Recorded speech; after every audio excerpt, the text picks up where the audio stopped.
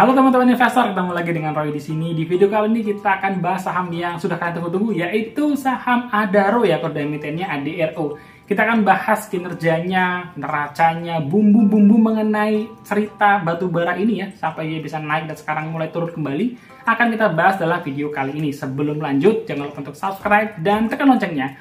Oh ya, di video kali ini kita akan umumin pemenang giveaway buku. Selamat buat kalian yang beruntung. Kita langsung klik ya untuk mendapatkan pemenangnya. Semoga beruntung. Putar, putar, putar. Siapakah yang akan beruntung?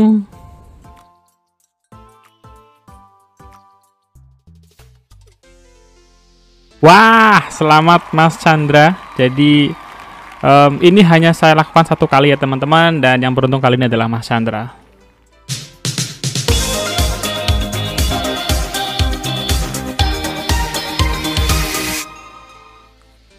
Oke teman-teman, kita pindah ke layar monitor ya untuk membahas langsung saham Adaro, kode emitennya ADRO. Sebelumnya saya ucapkan juga selamat kepada pemenang Mas Chandra, nanti kita akan hubungi lagi untuk penyerahan hadiahnya.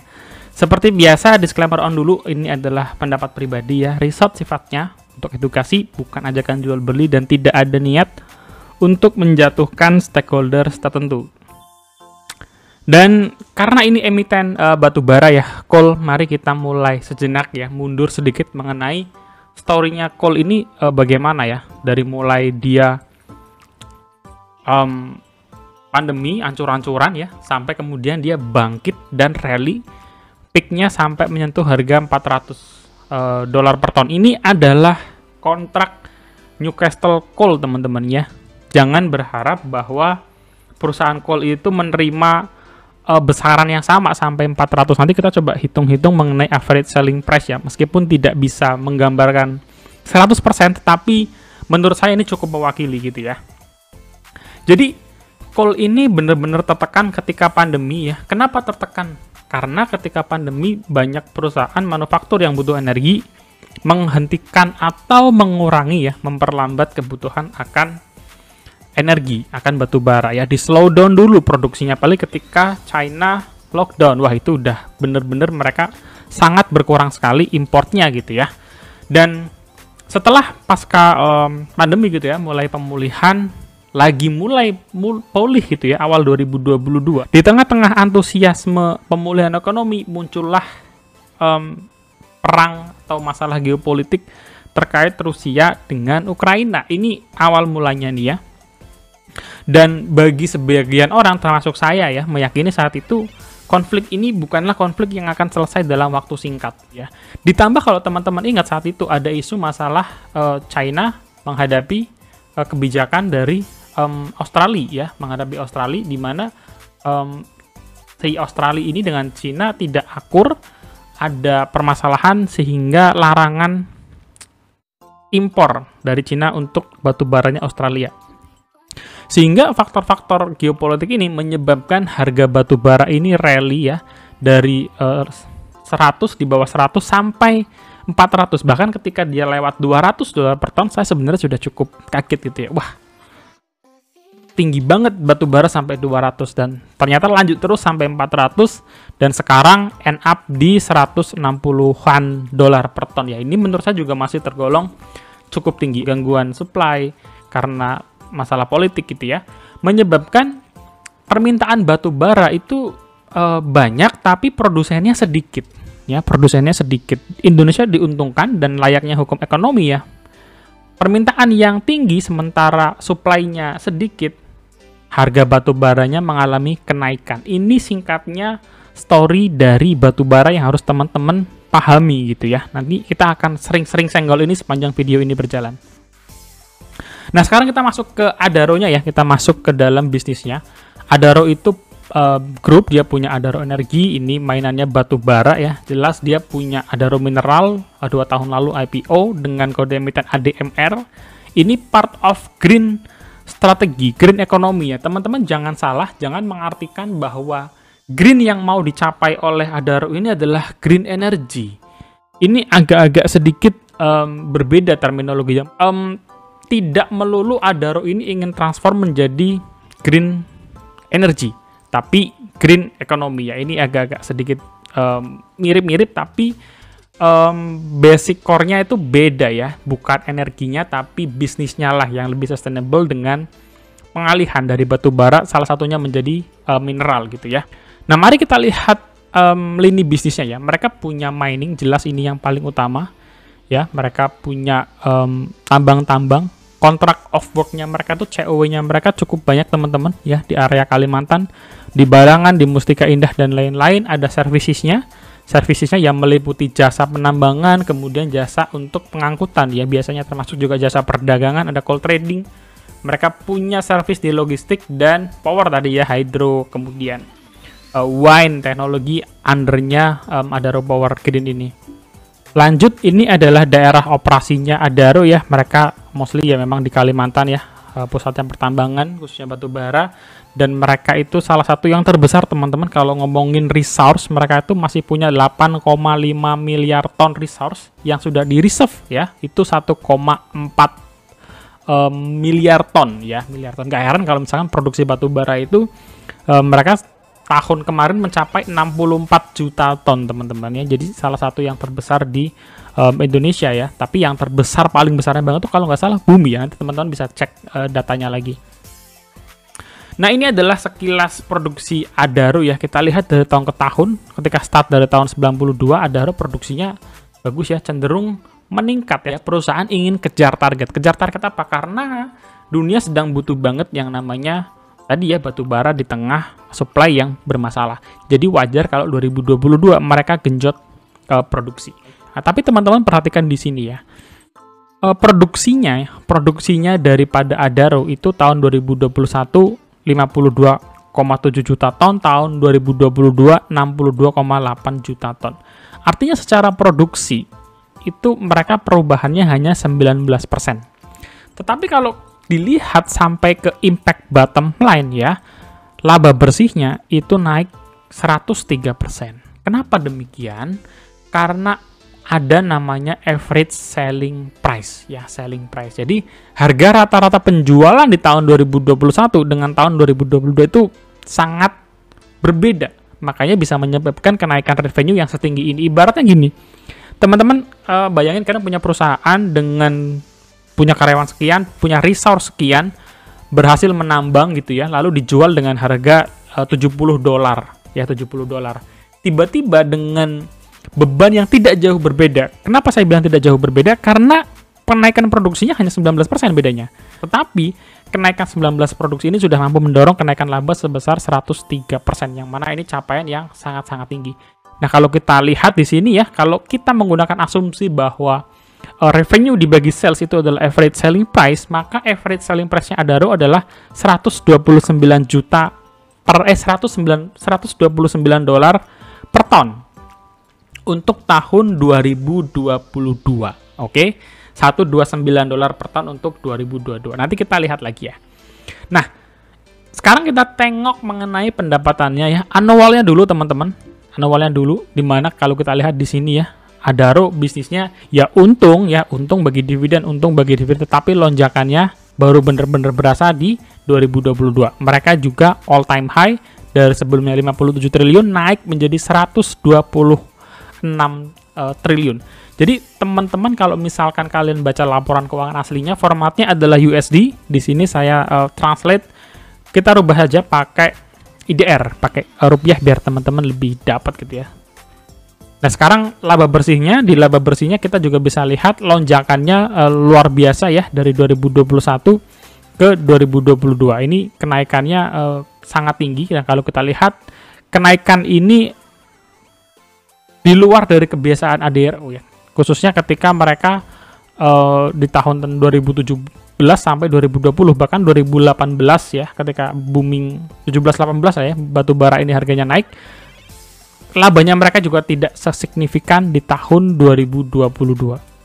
Lalu apa yang terjadi dengan 2023 ya, kita sebutnya ini quick check saja teman-teman. Kalau tadi saya tulis dulu ya, 129 adalah average selling price-nya Adaro di sepanjang 2022. Kalau di 2023 kuartal 1 terjadi penurunan ya. Kalau kita gunakan asumsi yang sama, revenue bagi sales adalah average selling price, maka kita ketemu average selling price-nya Adaro adalah $116.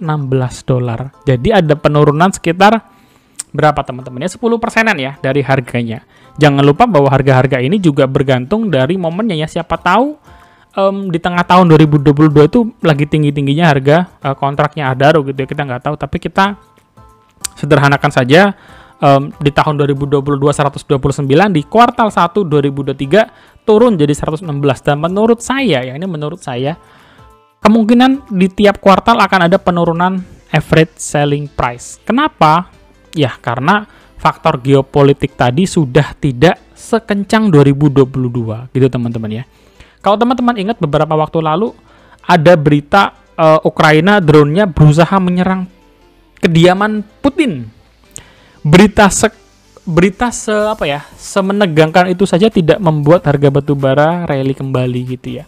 Jadi menurut saya sekarang kondisinya benar-benar sudah stabil, ditambah hubungan China dan Australia sudah kembali baik ya. Artinya kalau misalkan tadinya China nyari ke Indonesia, sekarang sudah bisa lagi mereka mencari batu bara dari Australia. Nah, kalau kita ngelihat di sini ya, ini kan kita tadi sudah tahu bahwa ada perbandingan ya. Average selling price-nya 129 bagi Adaro di tahun 2022 dan sekarang turun menjadi 116. Padahal produksinya meningkat 29%. Artinya apa? Artinya cost-nya menjadi naik ya teman-teman ya. Jadi cost-nya menjadi naik. Kalau kita lihat di 2021 cost-nya kurang lebih di 8 triliunan, di tahun 2023 naiknya hampir 2 kali lipat ya teman-teman ya. Jadi 16 triliun. Oke.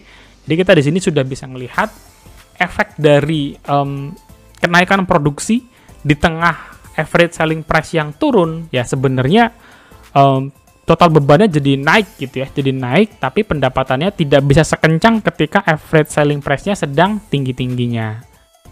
Nah, sekarang kita coba pindah ke ekuitas, ya ekuitasnya Adaro tentu saja melonjak juga ya, 2022 mencapai 100 triliun, tidak banyak ya ekuitas perusahaan mencapai 100 triliun di IHSG, dan ROE mereka tentu saja jadi bagus banget ya, 41% di tahun 2022. Secara hutang juga perusahaan ini sangat sehat. Kalau kita lihat liabilitas jangka panjangnya dari tahun ke tahun kecenderungannya stabil ya. Artinya tidak banyak hutang masuk di perusahaan ini. Lagian kasnya mereka juga gede banget. Ini total asetnya sudah mencapai 168 triliun per tahun 2022. ROA-nya mencapai 27%.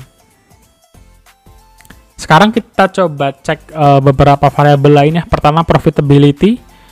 Profitability Adaro di kuartal terakhir mencapai 25%, tapi net profit 5 tahunannya di level 16% ya. Mengenai pergerakan harga, Adaro sendiri year to date sudah terkoreksi 34%. Ini data sebelum hari terakhir, jadi mestinya sudah turun sampai 38% ya per hari ini, hari Jumat tanggal 19 Mei. Kemudian untuk dividennya, mereka sudah bagikan 250 perak ya di awal apa akhir tahun kalau nggak salah. Yieldnya sekitar 9%, dan sekarang 2023 ya, untuk dividen tahun 2023 dividen finalnya adalah 229 per lembar. Dividen ini mewakili dividen payout ratio 40,1%, 40,11% ya. Dengan kalau misalkan harganya Adaro adalah 2.410, maka yieldnya 10,5% ya. Jadi silakan teman-teman bagi yang masih pegang Adaro di harga sekarang atau mungkin harga lebih tinggi, kira-kira setelah di cover 10% minusnya masih ketutup atau enggak gitu. Jangan lupa kecenderungan emiten setelah bagi dividen di ex-date dia akan turun lagi gitu. Jadi harus ada antisipasi seperti itu. Nah, bagaimana harga sekarang ya? Ini harga terakhir saya ngambil ya hari kemarin 2540, dan sekarang di sini di 2400 kurang lebih ya. Jadi kalau kita lihat sebenarnya Adaro dengan kondisi saat ini ya kita bisa dibilang ada di fair value ya. Ada di fair value berdasarkan PI deviasi 5 tahunannya Adaro. Sekarang kita coba cek ya kompetitornya. Menurut saya untuk perusahaan batubara hampir-hampir sama lah ya teman-teman ya. Kalau kita lihat pairnya Adaro 2 kali, PTBA 3 kali, ITMG 1, UNTR 4, Indi 1,5. Jadi mirip-mirip sebenarnya ya, nggak ada yang terlalu jomplang banget. Kalaupun ada itu mungkin United Tractor ya. Kalau PBV juga kalau kita lihat ya, Adaro 0,8, PTBA 1,2, ITMG 1,1, ya mirip-mirip. Jadi untuk perusahaan batubara rata-rata sekarang seperti ini, PER-nya kecil, PBV-nya juga nggak gede-gede banget.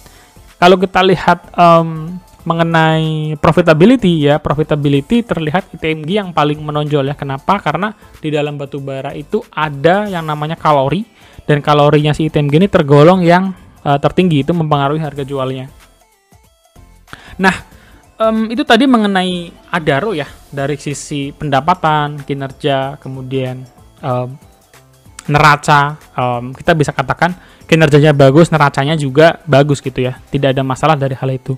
Tapi saya mau mengajak teman-teman untuk melihat hal yang lain, yaitu risiko ya, risikonya sebagai emiten price taker. Apa itu Bang emiten price taker? Emiten price taker itu adalah emiten atau perusahaan yang mau tidak mau menerima harga yang berlaku di pasar ya, menerima harga yang berlaku di pasar.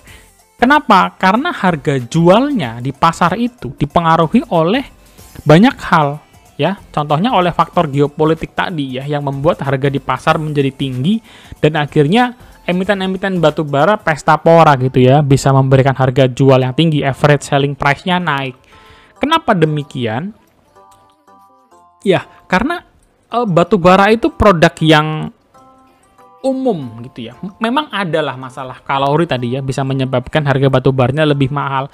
Tetapi ketika misalnya ada satu perusahaan yang ingin mencari batubara, dia ya cari aja batubara siapa yang jual gitu ya. Jadi kalau kita ngomongin batubara, produknya antara Adaro dengan PTBA dengan Indi misalnya, secara umum itu tidak terlalu banyak diferensiasinya. Jadi tanpa adanya faktor khusus, saya bilang ya, misalkan ada perang lagi yang lebih heboh, ada isu geopolitik lagi yang lebih heboh, saat ini harga batubara sudah kembali di titik normal antara supply dan demand-nya. Ini ada satu prediksi dari World Bank.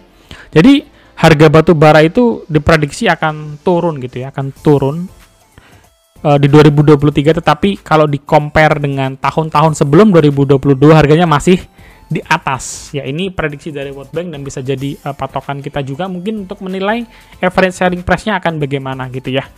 Jadi di 2023 ekspektasinya ekonomi akan lebih lancar, geopolitik akan lebih reda tensinya, sehingga harga batubara kembali ke dalam titik yang stabil lah ya, titik yang stabil. Kalau mengenai prospek ya ini ya, Adaro dengan green economy menurut saya sebenarnya punya prospek jangka panjang yang menarik ya sebagai sebuah perusahaan. Pertama, mereka benar-benar pingin garap mangsa yang lain di luar batubara. Electric vehicle ya, melalui mineralnya dia. Kemudian teknologi kipas ya, angin ya, wind teknologi. Lalu ada solar panel, artinya perusahaan sudah menyiapkan beberapa langkah gitu ya. Karena dia tahu bahwa memang mau nggak mau ke depan perusahaan itu harus punya sumber revenue yang lain ya, selain dari batubara. Mereka juga sebagai satu perusahaan, kita bisa katakan perusahaan yang strong dan solid ya. Mereka itu punya track record yang bagus, mereka punya keuangan dan neraca yang sehat. Neraca yang sehat, saldo kas yang besar itu bisa membiayai ya proyek-proyek Adaro ke depan, proyek metalurgi coal, proyek untuk membangun aluminium smelter yang kemarin ditolak ya. Menurut kalian gimana? Apakah kalian setuju pembangunan ini? Kalau saya ya, dependensi terhadap batubara itu masih tinggi. Jadi kalau misalkan ada yang menolak, kita harus bilang business is business gitu ya. Memang mereka punya etika untuk bisa membantu iklim, tetapi pada akhirnya untuk kondisi saat ini tidak banyak yang bisa ditawarkan ya untuk solusi alternatif energi murah selain batubara. Tapi mereka sendiri menurut manajemen melaporkan 2030 ya. 2030 akan mengurangi ketergantungan terhadap batubara. Nanti kita lihat lagi lah 2030. Ini juga proyek-proyek renewable energinya Adaro ya. Ada proyek hydro power plant, kemudian ada solar panel dengan baterai energi, lalu ada wind turbine dan baterai energi. Ini semua didevelop tentu saja supaya di masa depan bisa mengurangi ketergantungan atau menjadikan tambahan selain pendapatan dari sektor batubara.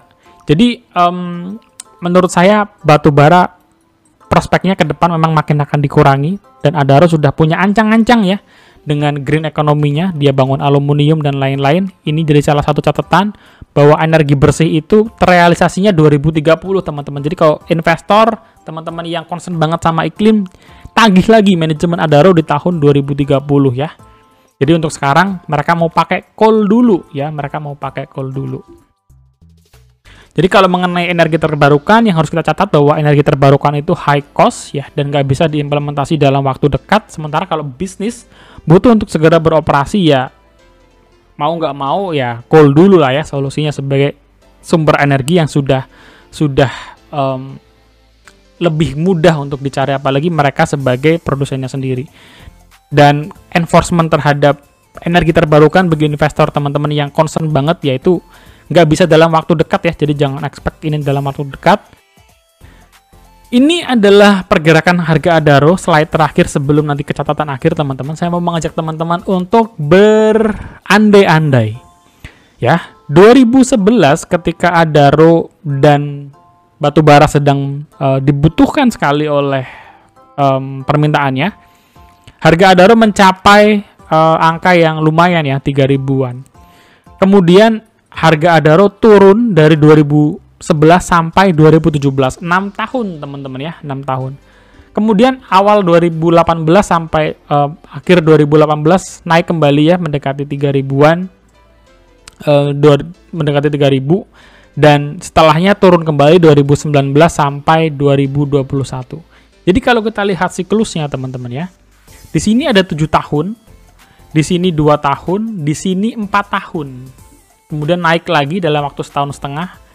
Kita nggak tahu apakah akan ke sini atau akan ke sini gitu ya. Tapi balik lagi kepada mekanismenya dia, price taker, harga ditentukan oleh pasar.